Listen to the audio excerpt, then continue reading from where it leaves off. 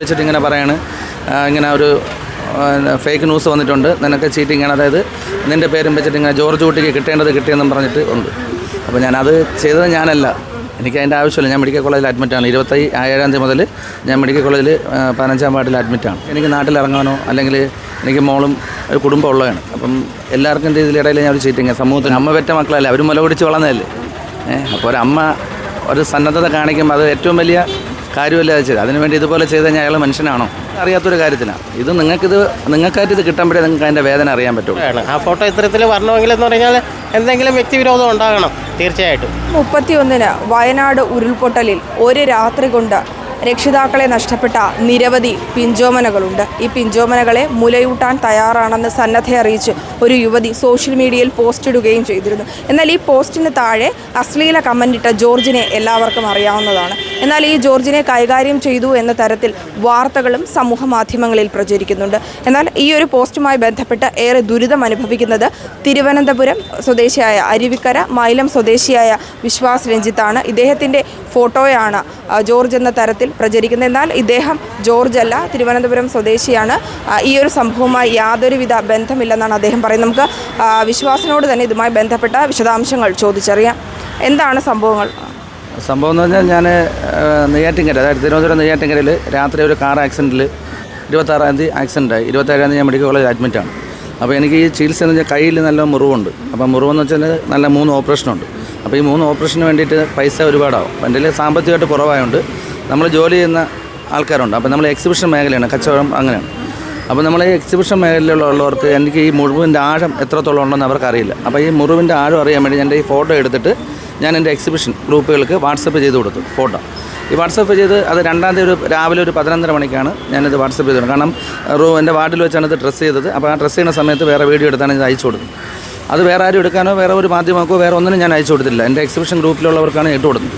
അപ്പോൾ അതിൽ അവർ ഒരു 11 മണി കഴിഞ്ഞ് നോക്കിയപ്പോഴത്തേക്കും വേറെ രീതിയിലാണ് ഫോട്ടോ പോകുന്നത്. അതായത് ഒരു ജോർജ് കിട്ടേണ്ടത് കിട്ടി, അതായത് വയനാട് ഇങ്ങനെ ജോർജിന് കിട്ടേണ്ടത് കിട്ടി എന്നുള്ള രീതിയിൽ. അത് ഞാൻ അറിഞ്ഞിട്ടുമില്ല. ഞാൻ അതിലൊരു അറിയാത്തൊരാളാണ്. കാരണം ഞാൻ ഈ വേദന തിന്നുകൊണ്ടിരിക്കുന്ന സമയത്ത് എനിക്ക് ആ ഒരു സോഷ്യൽ മീഡിയയിലോ അല്ലെങ്കിൽ ഫേസ്ബുക്കോ നോക്കാനുള്ള സമയം പോലില്ല. എനിക്ക് നാട്ടിലിറങ്ങാനോ അല്ലെങ്കിൽ എനിക്ക് മോളും ഒരു കുടുംബം ഉള്ളതാണ്. അപ്പം എല്ലാവർക്കും ഇതിലിടയിൽ ഞാൻ ഒരു ചീറ്റിങ്, സമൂഹത്തിൻ്റെ മുമ്പിൽ. ഞാനിപ്പോൾ ഈ ഹോസ്പിറ്റലായതിൻ്റെ പേരിലാണ് ഞാൻ ഇന്ന് ഞാൻ ജീവിച്ചിരിക്കുന്നുണ്ടോ പറയാം. അല്ലാതെ പൊതുജനത്തിലാണെങ്കിൽ ഈ ഇതിൽ എല്ലാവരും പ്രതികരിച്ച് എനിക്ക് ഇറങ്ങാൻ പറ്റാത്തൊരവസ്ഥ, ജീവിതം മുന്നോട്ടുള്ള ഒരവസ്ഥ ഉണ്ടാവില്ല. വീഡിയോ ഈ മോശം കമൻറ്റിട്ട ജോർജിൻ്റെ ശ്രദ്ധയിൽപ്പെടുകയാണെങ്കിൽ അയാളോട് എന്താ പറയാനോ? എന്താ പറയാനുള്ളതെന്നിട്ട്, പുള്ളിക്ക് അമ്മയും അച്ഛനും എല്ലാം ഉള്ളതല്ലേ, ഒരമ്മ പെറ്റ മക്കളല്ലേ, അവർ മുല പിടിച്ച് വളർന്നതല്ലേ. അപ്പോൾ ഒരമ്മ ഒരു സന്നദ്ധത കാണിക്കുമ്പോൾ അത് ഏറ്റവും വലിയ കാര്യമല്ല അത് ചെയ്ത്. അതിനുവേണ്ടി ഇതുപോലെ ചെയ്ത് കഴിഞ്ഞാൽ അയാൾ മനുഷ്യനാണോ? നാളെ നിങ്ങളും ഇരയാവാതെ നോക്കാം. കാരണം ഇന്ന് ഞാൻ മനസ്സുകൊണ്ടുപോലും അറിയാത്തൊരു കാര്യത്തിലാണ് ഇത്.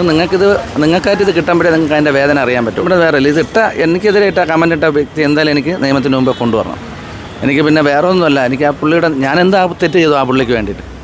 ഞാൻ എൻ്റെ കുടുംബമായിട്ട് എൻ്റെ ജീവിതം ഞാൻ ആ ഒരു തെറ്റ് ചെയ്യാൻ അല്ലെങ്കിൽ വേറെ രീതിയിൽ ജീവിക്കുന്ന ഒരു വ്യക്തിയാണെങ്കിൽ ശരി, എനിക്ക് പൂർണ്ണമായിട്ടും അത് ചെയ്യാം. ഞാൻ എൻ്റെ ജീവിതത്തിന് എനിക്ക് ജീവിക്കാൻ നിവൃത്തിയില്ലാത്തതിൻ്റെ പേരിൽ ചികിത്സയ്ക്ക് സഹായത്തിന് വേണ്ടി ഞാൻ എൻ്റെ ഗ്രൂപ്പിലിട്ടത്. അപ്പോൾ അത് പുള്ളിക്ക് അത് ഇത്രത്തോളം എന്നെ ചീറ്റ് ചെയ്യാൻ വേണ്ടിയിട്ട് ആവശ്യമില്ല എന്നാണ് തോന്നുന്നത്. ഒരു ആൾക്ക് ഇതുപോലെ വരരുത്. കാരണം നമ്മൾ ഇത് വന്നതിന് ശേഷം ഈ സൈബർ ആക്രമണം വന്ന് ഒരുപാട് പേരെ ജീവിതം തകർന്നിട്ടുണ്ട്. അപ്പോൾ ഇനിയെങ്കിലും സമൂഹം അത് മനസ്സിലാക്കി അതൊന്ന് ഒഴിവാക്കാൻ വേണ്ടിയിട്ടാണ് എൻ്റെ അഭിപ്രായം. പോലീസിനൊന്ന് വിളിച്ച് പറഞ്ഞു, പക്ഷേ അവർ വരാം എന്ന് പറഞ്ഞല്ലാതെ എന്ന് പറഞ്ഞാൽ ഇതുവരെയും വന്നിട്ടില്ല. ആണോ? പൊതുവായിട്ട് ശത്രുതയുള്ള ആരെങ്കിലും ആയിരിക്കും ഇതിന് പിന്നിലെന്ന് തോന്നുന്നുണ്ടോ? അങ്ങനെയുള്ളവരല്ലേ ചെയ്യത്തുള്ളൂ, അല്ലാതെ ചെയ്യേണ്ട കാര്യമില്ല.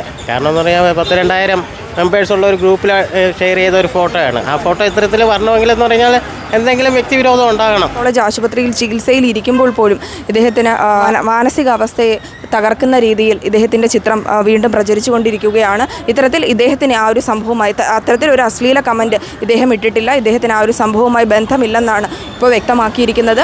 ഇത്തരത്തിൽ തൻ്റെ ഫോട്ടോ വ്യാജ പ്രചരണത്തിന് വേണ്ടി ഉപയോഗിച്ചവർക്കെതിരെ ആളെ കണ്ടെത്തണം. ഒപ്പം തന്നെ അവർക്കെതിരെ നിയമ നടപടിയുമായി മുന്നോട്ട് പോകുവാനാണ് വിശ്വാസ് രഞ്ജിത്തിൻ്റെ തീരുമാനം. ക്യാമറമാൻ നന്ദകുമാറിനോടൊപ്പം വീണ, ഓൺലൈൻ വാർത്ത 24/7 മെഡിക്കൽ കോളേജ്. ഞാൻ എന്തായാലും ഈ സുവർണ്ണ അവസരം മിസ് ചെയ്യില്ല.